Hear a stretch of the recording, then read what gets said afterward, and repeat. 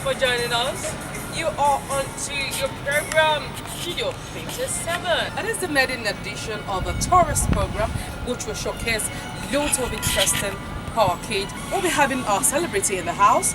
We'll be showing the modeling session of it, which is the entertainment session of the program, and then we will have loads of beautiful things to showcase to you. Okay, right now I would like to go on a short break. I will be right back after this time out.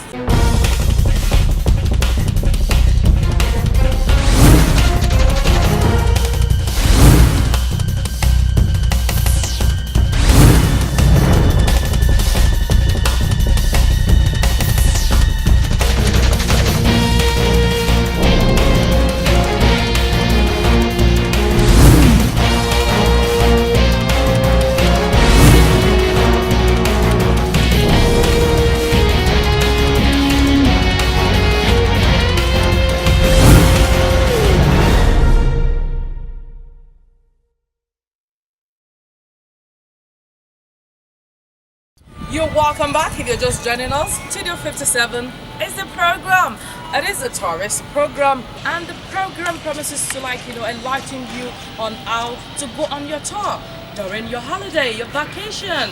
Okay, we are presently in Dubai, and I'm standing in front of dancing water.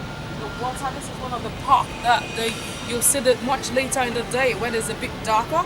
You'll see loads of people standing to watch the dancing water, where the water dance. It promises to be very interesting. Stay glued to your TV set. I will be right back after this time out.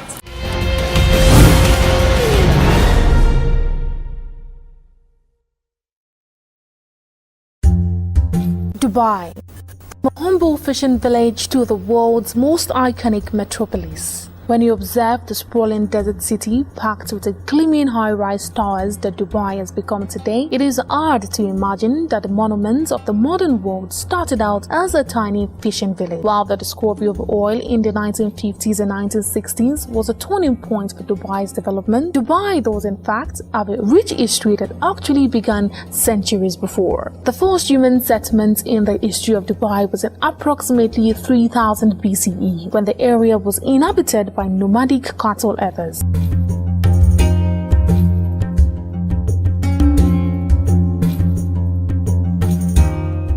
The pre-Islamic religion in Arabia consisted of indigenous polytheistic beliefs, ancient Arabian Christianity, Judaism, and Nestorian Christianity. In the 3rd century CE, the area came under the control of Sassanid Empire, which lasted until the 7th century, when the Umayyad Caliphate took control and introduced Islam in the area. The area was sustained by fishing and pearl driving for 1,000 years, with the first records of town being made in 1799 when the Bani Yash clan established it as a dependency of Abu Dhabi.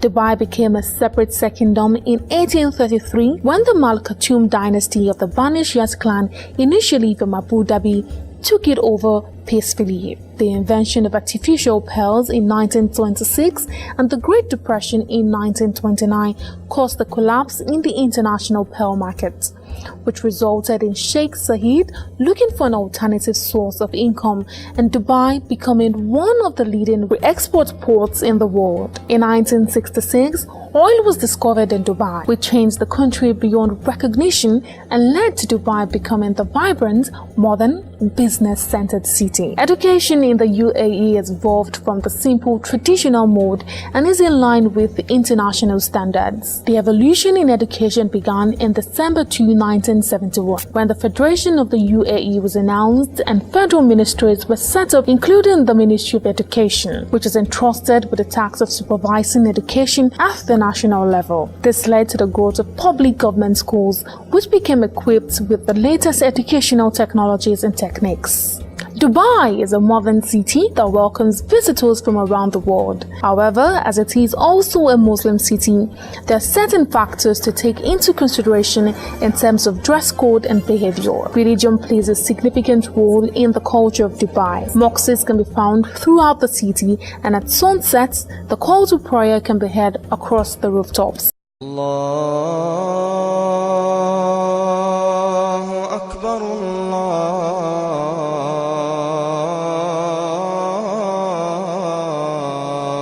أكبر.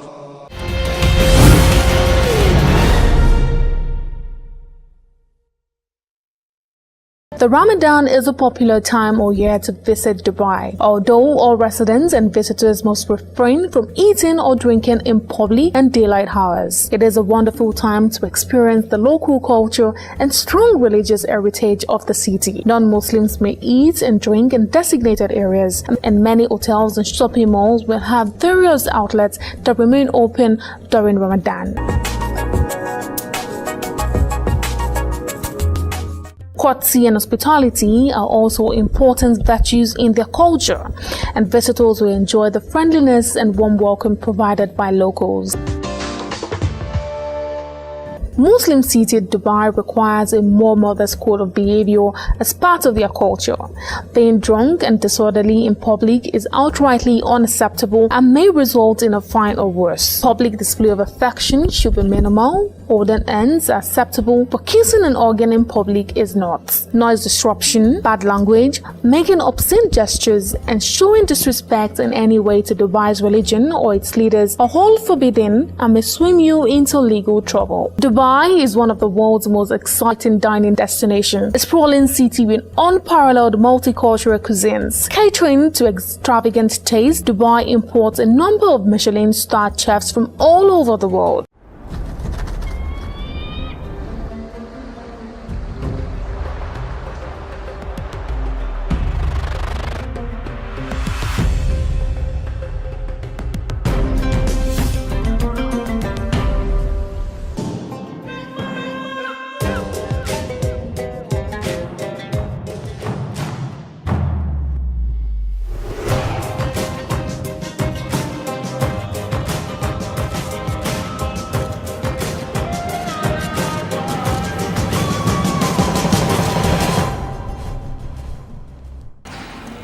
Still in Dubai.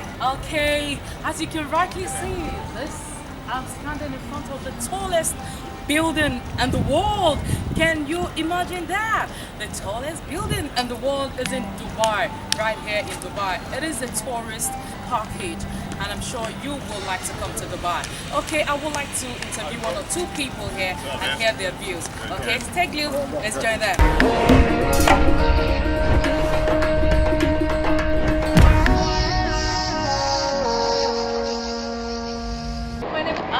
I'm from Russia. Okay, you're in Dubai. Yeah, I'm in Dubai. Holiday. Yeah, I'm on holidays. So where have you been to, and where do you intend to go to again? I just left from Abu Dhabi. From now? Yeah, from now. I just left to Dubai. Okay, so where do you want to go to now? I'm going to Victoria's Secret shop. Oh, the shopping! Isn't it nice? Yeah, Okay. So are you still going? Oh, your friends are there already. Yeah, my friends are there. Okay, and you're going to the dancing water later on? No, I haven't been. Okay, you will go there. It's part of the beautiful place Yeah, they have there. Have you been to the tallest building in the world? Yeah. It's really nice. So, Yeah, I was there. are you having fun in Dubai? Yeah, I'm having fun in Dubai. Okay. Yes, my brother was here a couple of weeks ago and they had a wonderful time and told us all the places to go. Okay. And I also had a friend. Can you mention the places that we need to see? Because we're still going around as well. Yes, he said he did a 4-hour trip that went to all the main highlights of Dubai. And, Okay. yes, I'm trying to Little think. because Yes, and I had a friend who said she was here for 2 days, but we should be here for at least a week. Oh, she's really having fun. She had She was fun, having yeah. fun, yeah. Okay. She just said there was still a lot to see. Oh, okay. But it's wonderful and I love it here. And The tallest building, what do you have to say about that? it's beautiful. The view is amazing. Yes. Awesome. Yeah, It's great. okay. Can we take us photos? Yeah. Yo, keep watching Studio 57. Keep watching Studio 57. Studio 57. Studio 57. We love Studio 57.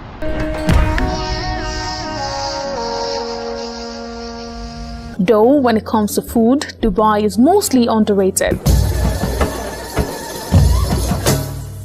But one cannot leave the city without trying the carrot cake, rice chanfon, smoked pepperell mackerel spread, and many more. Dubai provides beautiful parks and beaches with all the required facilities for leisure and recreation.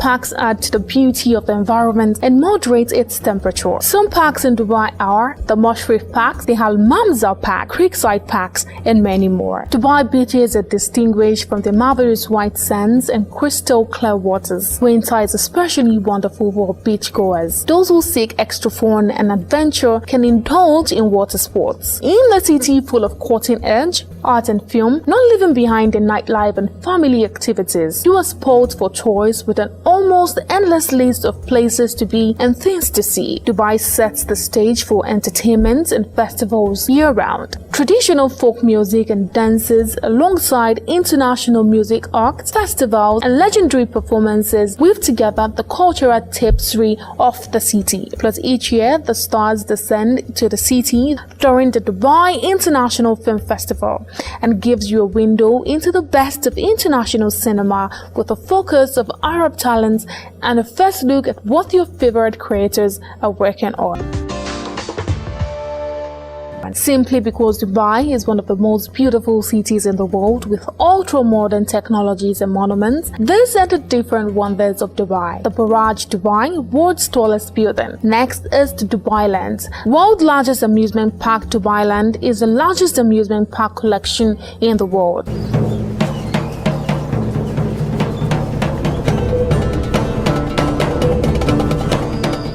Twice the size of Disney World. It is expected to be a full-featured city divided into 6 themed worlds.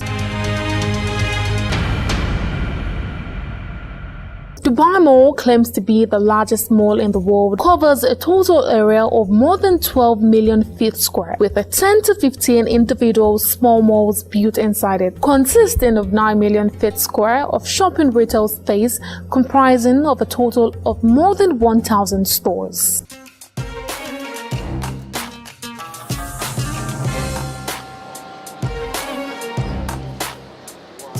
The Sky Dubai, which is already open, is claimed to be the largest indoor sky resort in the world. With 22,500 square meters of indoor sky areas, it is a part of the Mall of the Emirates, which is one of the largest malls in the world. If you're going to spend time in the Middle East as a tourist, Dubai is the place you must check in. It is a home to some of the most breathtaking architectures in the world on the series of man-made islands. You'll never be bored in Dubai. There's no shortage of exciting activities and attractions to include your vacation itinerary, especially when it comes to nightlife.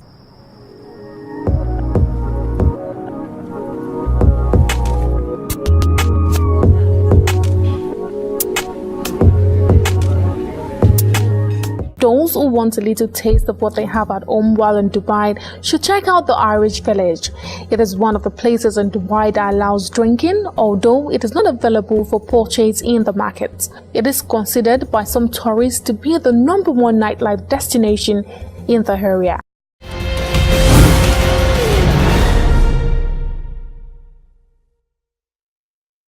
The world-famous Palms Island have become one of Dubai's most spectacular and unique landmarks.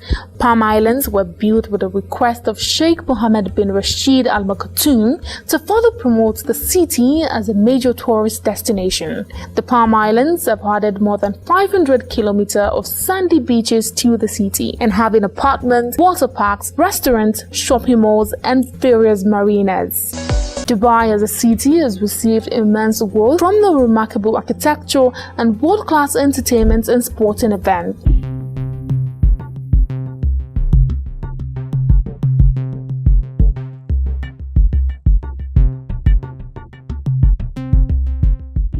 The beautiful Burj Al Arab Hotel, presiding over the coastline of Jumeirah Beach, is the world's only hotel with a 7-star rating.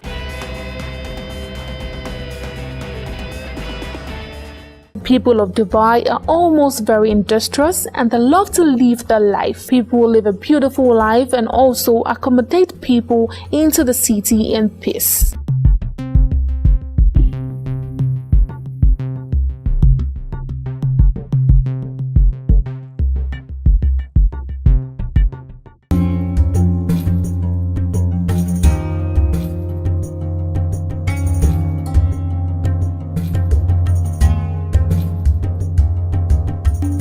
Dubai also hosts major international sporting events. The Dubai Desert Classic is a major stop on the Professional Golf Association Tour, the Dubai Open, an ATP tennis tournament, and the Dubai World Cup, the world's richest horse race, draws thousands every year. Dubai is indeed one of the best tourist attraction cities across the world.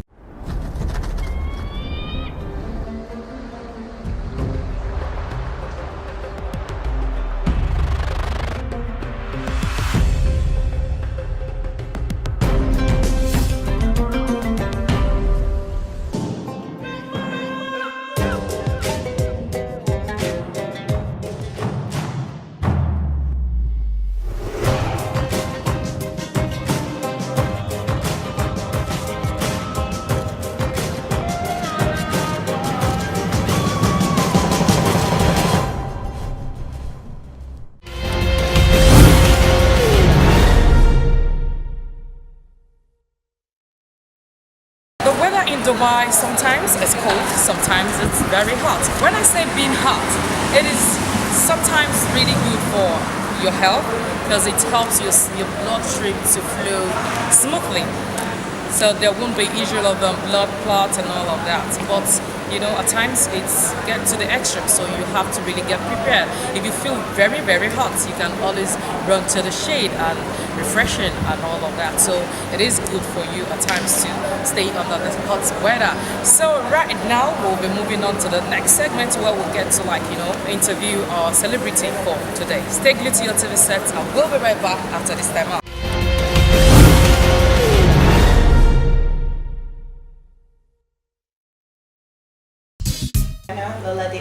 That's my full name. Like parts of Europe and Russia, parts of Africa as well. So I'm actually like in the space I am now. I'm actually about to bring out my second album. So there's going to be more of that touring going on and going to other countries, and it's always welcoming and interesting, when you go to places like that. all these places. But before we go into all of the places, I want you to just give us a little bit of your background, your school, and just people. Well, I was born in my mom's country. I was born in Moscow, and we lived there for a while. And actually, Russian was actually my first language. Okay. And then so it was. You speak Russian, girl? Yes, I do. I can read and I can write. Wow. So it was from one environment which is like very cold, and they have their own kind of way of living, and then we moved to Nigeria like when I was still in nursery, moving to primary school. What year is that? Wow, the year I can't specify the year, but I know I was still young. Okay. Yeah, so I was still young, and then we moved back here. We moved here for the first time. That is me and my older sister. And we started schooling here, we started learning English here, and it was another difference from Russia. Like, of course, the way of life here too is different. The people, the mannerisms, all those things. But then as you grow and as you socialize, you just find a way to communicate. You find a way to get used to, how you find a way to get used to like the way of life where you are. So I got used to Nigeria, and Nigeria is my home now. I'm based here now, and I'm also opportune to like move around and also showcase Nigeria my music. here. Yes. Okay, where have you been to in Nigeria? I've been to like Abuja, I've been to Calabar, I've been to Port Harcourt, I've been to Benin. We just did a show like in Benin, the Youth Empowerment Concert. So me and my band will perform there as well. So there's a lot of nice places in Nigeria too, like a lot of beautiful places here too. So yeah. How do you feel compare Russia to Nigeria in terms of tourists? In terms of tourism, Yeah. well, I think Russia is also is similar in the sense that they are also like changing, like they changed from communism, and so they are still trying to open themselves up to the world. So I think Nigeria too, like we are still trying to find ourselves, like find how to bring in more foreign investment to Nigeria. So there's that similarity in both Russia and Nigeria, but of course the culture is different, the people and all that, they are very different, but at the same time everyone responds to the same thing. Like if you have good music, if you have love to share, if you have if you're just simple, you have love to share, it's the same everywhere, so, yeah. Okay, let's take a look at your what you do, what you know how to do best. Yeah. Your music is your thing and all of that. Yeah. How did you get to start? And when did you know that how to sing? Music has always been part of me since I was a kid. Since I was growing up, I've always had, like, my dad, he was a big fan of music. He had his collections of vinyls, so it helped me with knowing about different kinds of music from different parts of the world. And my mom too, she has a musical background. So like her parents too, like my mom's mom and dad, they were like a two-man band. Like my granddaddy could play this instrument called the balalaika. Okay. It's like, that's what it's called. Balalaika, but it's like a guitar. Okay. But it's like a triangle, it has a triangle body. But the guitar has like this, like that's sort of not like common. Yeah, it's a Russian instrument. So he could play that, and my grandma could sing. So I have memories of that as well when I was young. So growing up, I just kept falling in love with music more and more. I just kept on getting hungry to create, to compose, and I also wanted to search for nice music and listen and learn. So. And you decided to settle for Afro. Well, it was also a transition for me to get to where I am today, because I started with, like, I used to sing like R&B, and then I started fusing it. I started picking from the jazz, from the reggae, so it was just a part of me growing up as well, growing into who I am today. Okay, so far so good your experience, and what really inspired you to make music? Yes, Well, make music. every blessed day is an inspiration for me. When you meet people, they talk about their experiences and issues going on around you, and maybe relationships, things like that. So it has always been an inspiration for me. Okay, me looking at me now. Can you just Of pick up course, something and say? I've been inspired by you already. Meeting you. Wow. Yes, I can tell. I already feel inspired. You're an independent African woman, and you're very vibrant. So I'm already picking those things up. Yes. So yeah, definitely. Yeah. So let's now look at tourists. Okay. It's a tourism program, and Yes. people want to go on tour Yes. to different parts of the world. Yeah. So can you mention a few countries that you've been to so far? That I like. Yeah, that you like, and Okay, the cultural values. value. Okay, like when I was in the UK, I enjoyed traveling outside of London. There are a lot of other places around that you can visit. Like for instance, if you go to Norwich or Manchester or Liverpool or Birmingham, like Liverpool has a very rich culture, like musical culture. There are a lot of theaters you can go to, and a lot of operas and all this type of creative things. So outside of London, there's quite a lot going on around, because most times when people say UK, they think of London, So yeah, I enjoyed going there. Then in Russia, I have to speak about my mom's country as well. I have to talk about where I like. Okay. Like the Winter Olympics is in Sochi. Okay. So when you think Russia, you think Moscow, but there are other places in Russia. Like if you go to Sochi, Sochi is like the Hawaii of Russia. It's like the Hawaii. It's really warm there, So you won't feel so much with like the winter experience there and all that. So coming back to Africa, the West Coast, we've already spoken about, the parts we have in Nigeria. Then we have the West Coast as well. It's really peaceful. You get some nice beaches there. Okay. So I'm still exploring. I want you to mention names because people Okay, know. like Lome is beautiful. Accra is Lome gorgeous. is actually known as Lome, right? Yes, it. Okay. Lome, the capital of Togo. Okay. Yeah, it's beautiful as well. Okay. Accra is nice, Okay. Then, Ghana. Yes, Ghana. So I also want to still explore some other places, but I enjoy the West African culture. I just love it for some reason.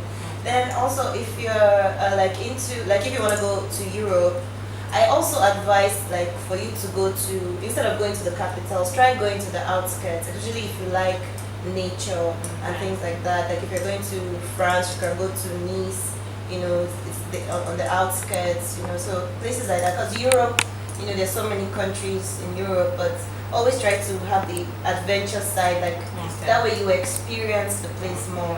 Yeah. I want you to talk about carnivals, like Okay. the one we have in the UK, for example, Yes. the Notting Hill Carnival, Yes. and other part of the world. Yes. The Notting Hill Carnival, what do you want to say about it? How has it been able to, touch people and bring in people together Yes. from different part of the world? It's a big thing, because I know when they started this, they didn't start thinking it would be so big today, but actually now almost everyone talks about it. Even before the day people are booking tickets to go for the Notting Hill Carnival, people are planning their trip there. Friends come, they plan. They're like, let's meet up there. So it's a very big celebration, very colorful, and it's definitely something hot. I was A mid-tempo song, so it's not too but you can just. Okay, shake body, Okay. All right, this track is called Trust. Okay. Yeah, and it's actually from my first album, which is titled Wardrobe Sessions. Okay. Yeah, and Wardrobe Sessions is available on iTunes. Wow. Sorry, I had to mention. Please. Alright, here I go. Always had that energy when I need you to come and show some love to me. You've always had that righteousness and honesty. You stood by me when things went worse. Now look who's by my side. After the storm and through the tide, you've shown with all your might I'm valued in your life. I never knew that this was just a state of who you can trust. Tani yo le pa sorrow, tani yo le pa ṣiṣẹ́, ọ̀dọ̀ ta ló ti lè nímọ̀, ọ̀dọ̀ ta ló ti lè jèrè. Tani yo le pa sọ̀rọ̀, tani yo le pa ṣiṣẹ́, ọ̀dọ̀ ta ló ti lè nímọ̀, ọ̀dọ̀ ta ló ti lè jèrè. Thank you. Beautiful. Thank you so much. You're most welcome. That was so nice. Thanks. That was beautiful.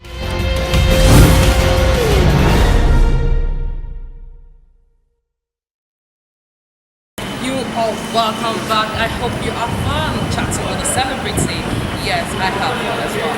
Still in Dubai. The way I'm dressed is one of the ways they're dressed in cap. It's really, really nice. I feel so free and I feel elegant.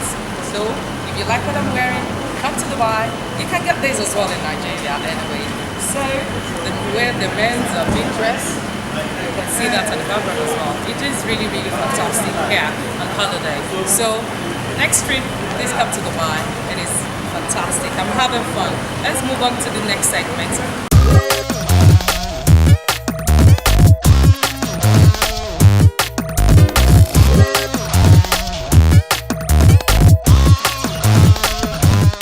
Planning a round-the-world trip, you'll need an itinerary. And today we're counting down our picks for the top 10 must-visit cities around the world.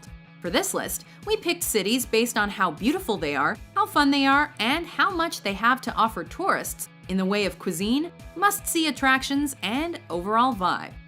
Number 5. Istanbul, Turkey. East meets west in Turkey's largest city. A cultural and economic hub, Istanbul is a transcontinental city because it spans the Bosphorus Strait. With historical importance as the capital city of 4 former empires, this Turkish delight is teeming with relics of those civilizations in the form of art and architecture. and its mosques and churches are just a few examples.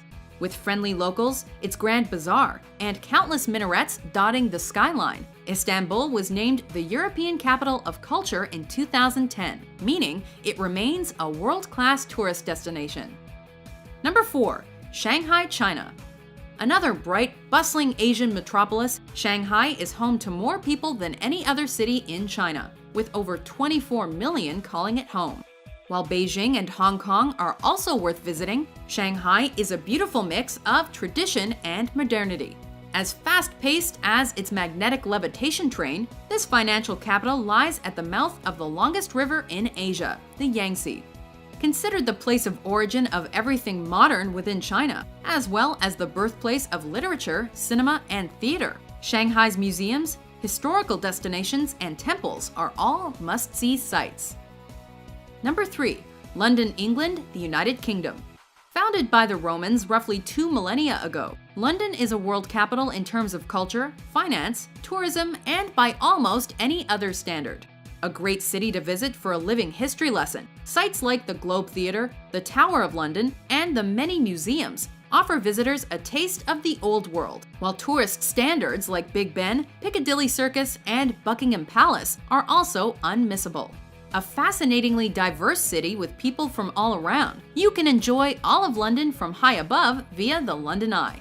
Well, I'll accept the pubs, that is. Number 2. New York City, the United States. The city's so nice they named it twice. New York, New York is the city that never sleeps and the Big Apple, among its many monikers. If you're interested in visiting a world capital that wields influence over everything from commerce to cuisine, fashion to finance, politics to technology, New York City is your place. The gateway to the land of opportunity, it's been influenced culturally by its status as the primary access point for immigration to the US. Easy to navigate due to its grid-like design, visitors can find their way to countless world-famous landmarks in any number of distinctive neighborhoods in a New York minute. Before we unveil our top pick, here are some honorable mentions.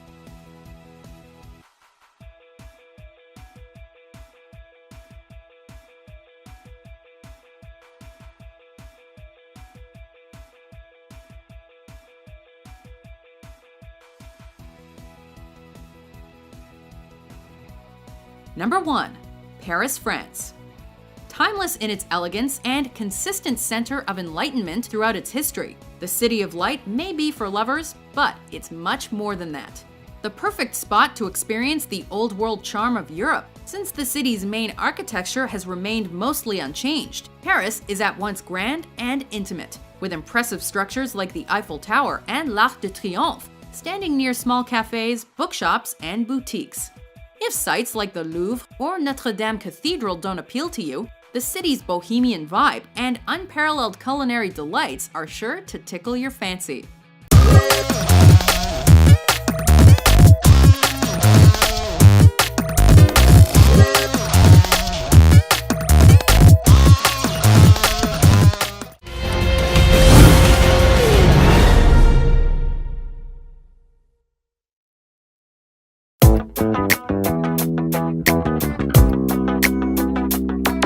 There is a commitment to aviation in Rwanda, and there is a commitment to African aviation. It's not a protectionist commitment, it's actually a whole African approach. Like many of you that made this journey today for the first time, I'm sure you are amazed by Rwanda and what it's achieved. Part of my personal ambition now is to be telling other people in the world as we meet to say, you've got to come to this place. We came to Rwanda to educate, to share the best practices, and develop the local aviation infrastructure. We are not bringing in our own people from elsewhere to fill the positions. We are training the local aviation professionals and creating rewarding for Rwandans. This is what makes our job so satisfying. And Rwanda is only the beginning. We have tested our model of think global, act local, and it's working. Now, we are ready to spread our wings from Kigali to all Africa.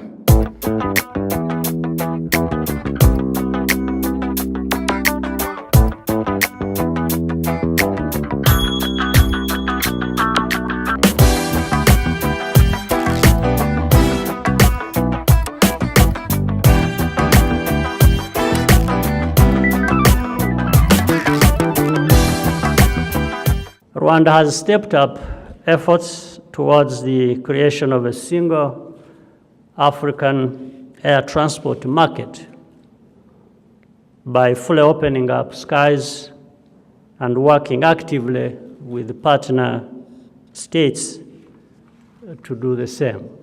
When our skies are closed, it is harder to make air transport safer, more reliable, and more affordable. The growth of the mega businesses which depend on a vibrant aviation sector is also considerably slowed, hurting all of us. As we work to expand regional transportation and digital networks, we must do the same with air transport if we want to increase tourism, trade, and investment within Africa.